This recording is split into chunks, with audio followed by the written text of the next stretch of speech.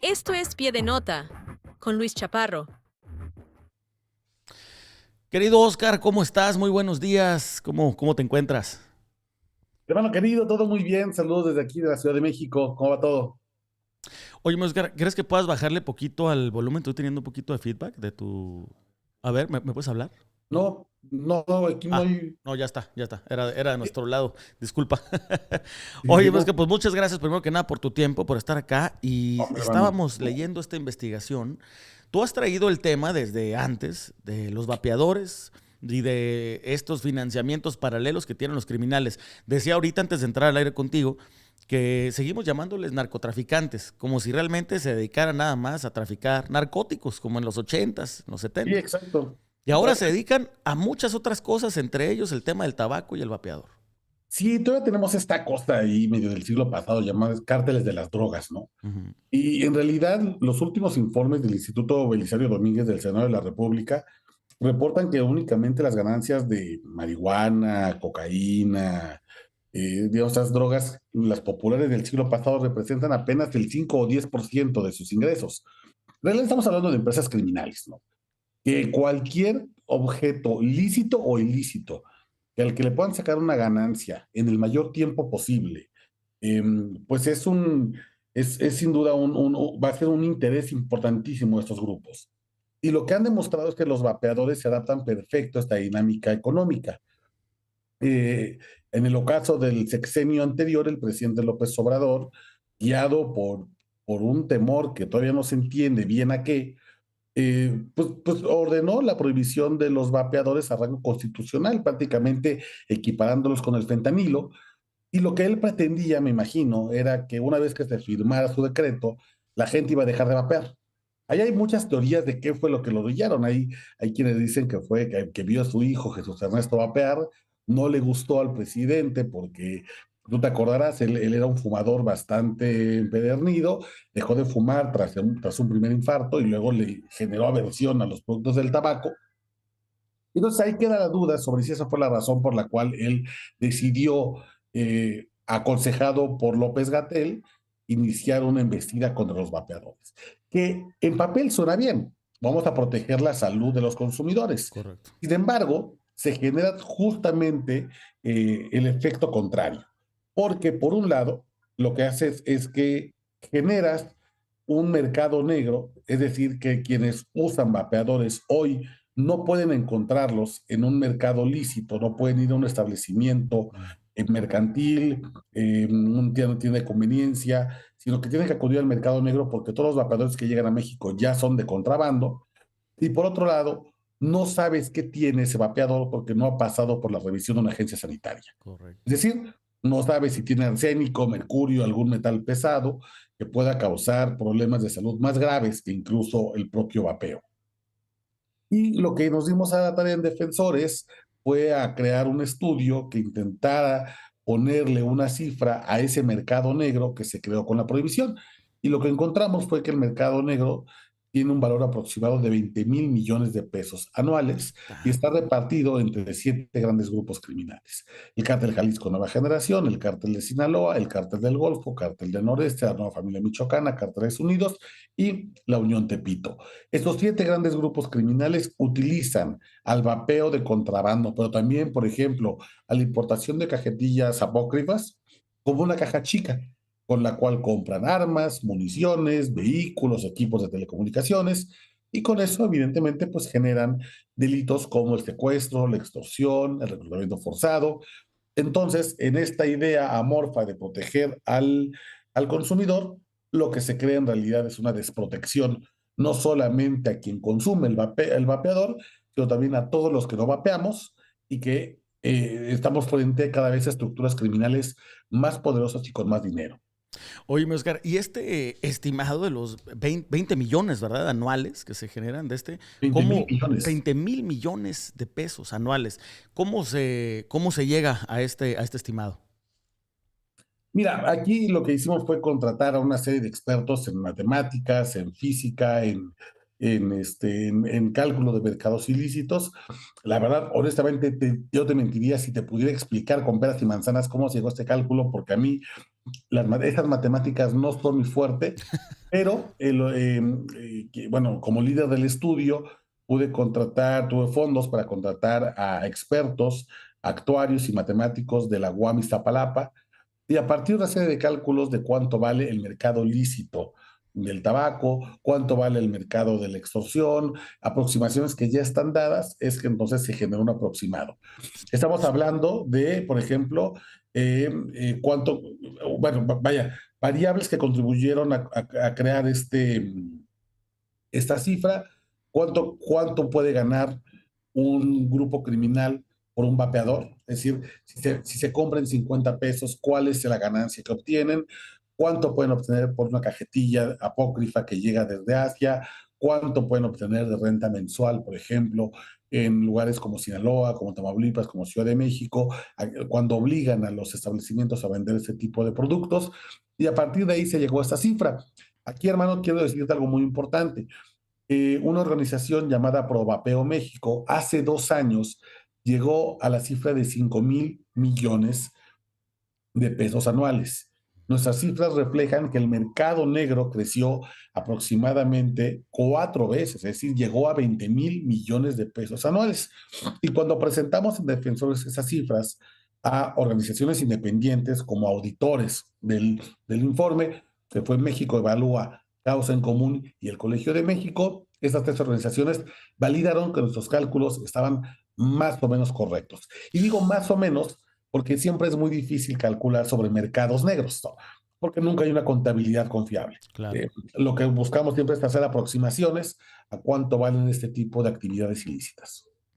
Hay otra cosa que sucede con los vapeadores, por ejemplo, en Sinaloa, en los bares, restaurantes, donde ya ese mercado negro, esa venta en el baño de los vapeadores, te obligan prácticamente a usar el de ellos. O sea, es decir, tú entras a un bar, un antro, traes tu vapeador y te dicen, ¿lo tiras y me compras el mío o lo tiras y no vapeas aquí adentro?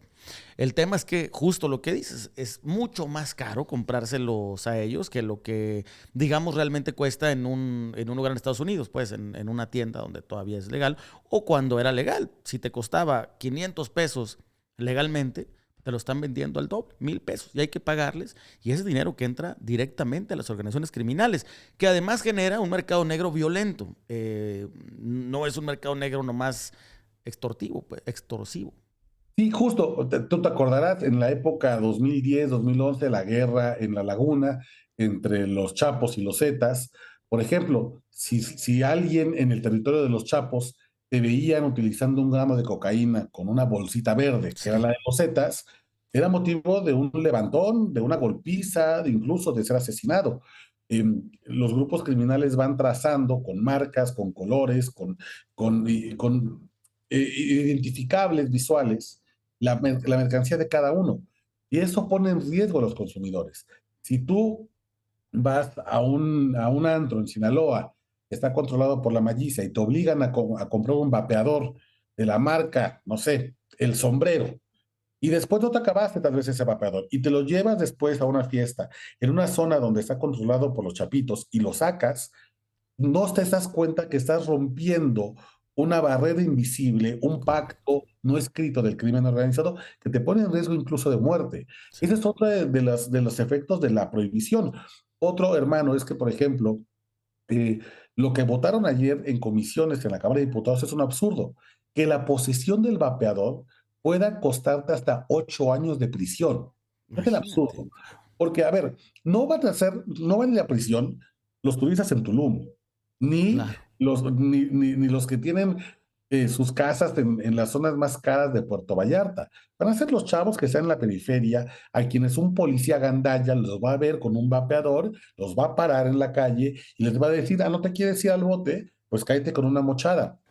También lo que genera este tipo de prohibiciones es que tensan la relación entre ciudadanía y cuerpos de seguridad. Entonces, en vez de cuidarte de lo que realmente es peligroso para el ciudadano, como es un asalto, un robo, un secuestro, una extorsión, los policías están mucho más atentos a que te van vapeando y entonces van a querer de ahí sacar la mochada para la Navidad de ellos y de sus Sí, jefes. claro.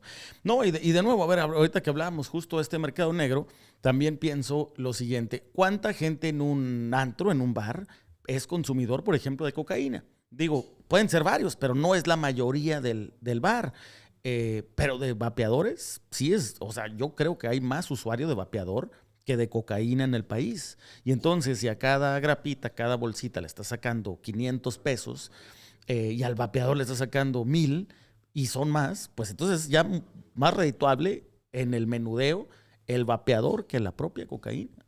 Claro, por supuesto. Ahora, la gente puede decir, bueno, están haciendo una defensa del vapeador, que es un objeto dañino. Sí, nadie está diciendo que vapear sea sano. Correcto. Del mismo modo que nadie está diciendo tomarte una copita de tequila sea más sano que tomarte un vasito con agua, o que comerte una rebanada de pastel sea más sano que comerte una manzana.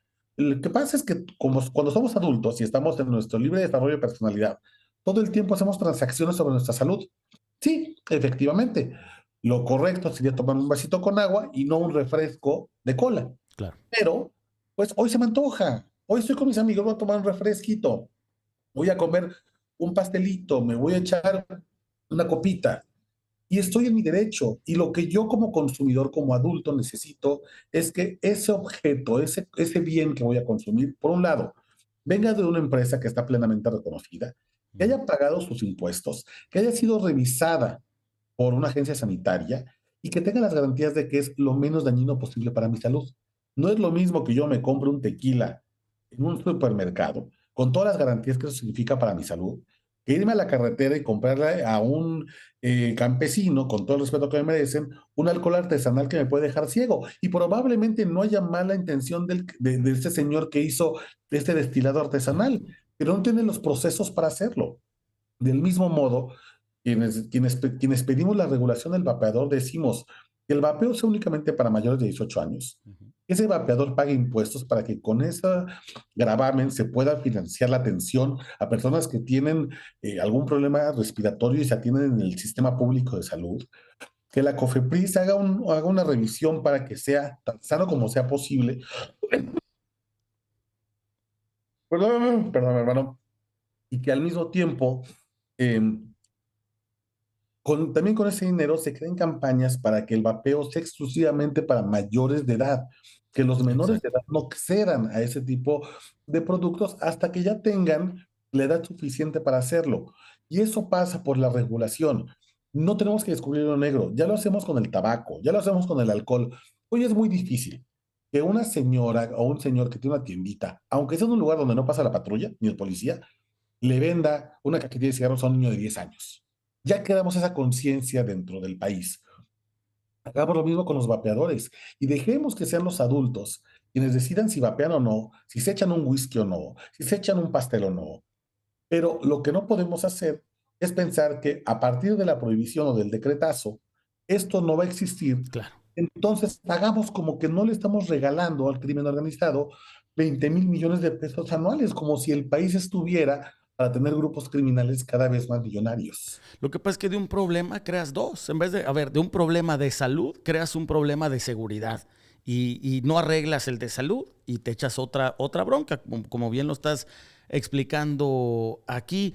Esta monopolización de todo mercado negro, todo lo que prohíba nuestros legisladores, si no viene acompañado de un programa paralelo de educación, de cultura, de salud, de donde sea, de transparencia, por ejemplo, hablando también de los contratos públicos que utiliza el crimen organizado, pues va a crear una bronca encima de otra. O sea, ya no vamos a tener solo un problema, como en este caso los vapeadores. Es un problema de salud, definitivamente. Pero creas uno de seguridad y entonces ya tenemos dos broncas y no se resuelve ni una. Exacto. Hoy la gente sigue vapeando. Hermano, yo no sé cómo sea donde tú estás transmitiendo, pero aquí en Ciudad de México uno va a cualquier estación del metro y saliendo te venden los vapeadores. El problema es que ese vapeador no tiene si es sin arsénico, si tiene mercurio, si tiene algún metal pesado cancerígeno. Por eso insisto en que la prohibición tiene el efecto justamente contrario. En este afán de defender, de proteger al consumidor, lo desproteges por completo. Generas grupos criminales cada vez más poderosos en las calles. Generas que haya un consumo de productos que no están supervisados por nadie. Y también tensas las relaciones entre ciudadanía y policía. Porque vas a ver las historias de mochadas, de mordidas, de corrupción que vamos a Sí. encontrar en las próximas semanas. No, no digo. Entonces, Va a ser el temita de que te van a querer caer con una lana y que pues para dejarte ir porque ya enfrentas 8 años de prisión y nadie se quiere echar 8 años de prisión. Dudo que vaya la gente, la verdad, estimado Oscar, que a dejar de vapear. Con todo y la amenaza de los 8 años, ¿eh? O sea, No, imagínate, porque eso sería peor, que, que fuera la amenaza de los 8 años lo que hiciera que la gente vapeara. Imagínate qué terrible que esa fuera la respuesta de los legisladores. Ah, no, bueno, en realidad la prohibición no funciona, pero lo que sí funciona es meterles terror psicológico para que no vapeen, porque si no se van 8 años al bote. Hombre, es que tampoco funciona ese punitivismo populista en el cual todo lo vas a resolver con cárcel. oye, y Eso por es otro lado, imagínate las prisiones que están sobrepobladas, que ya son escuelas del crimen, y vas a meterle chavitos que están usando vapeadores. claro. A esas, o sea, de verdad es que no damos una, mi Oscar, en este país en ese sentido. No, hermano, y lo terrible es que además es el reconocimiento de la hueva de los legisladores. Porque, Correcto. porque en el mejor de los casos son flojos.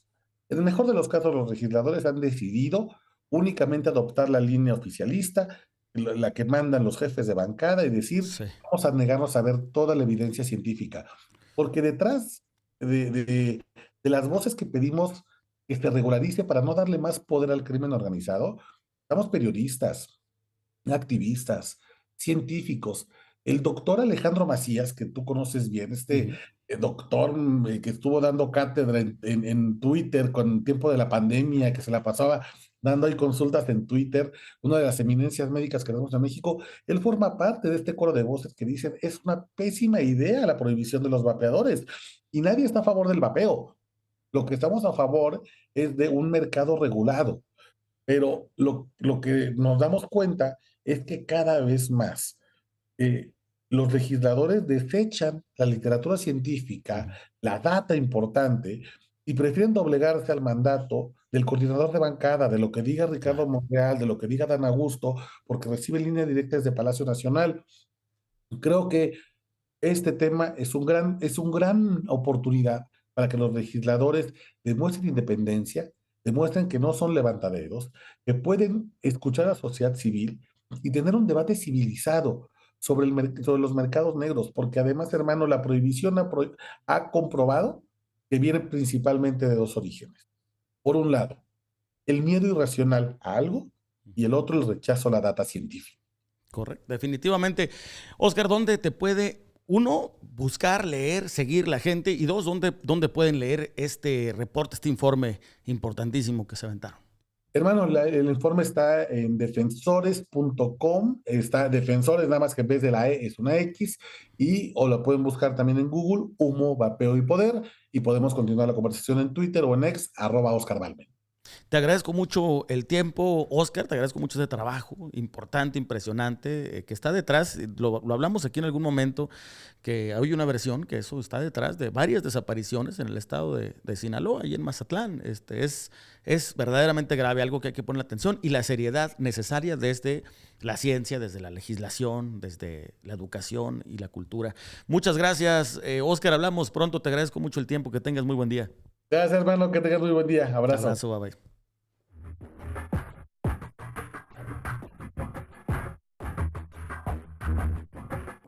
Esto es Pie de Nota.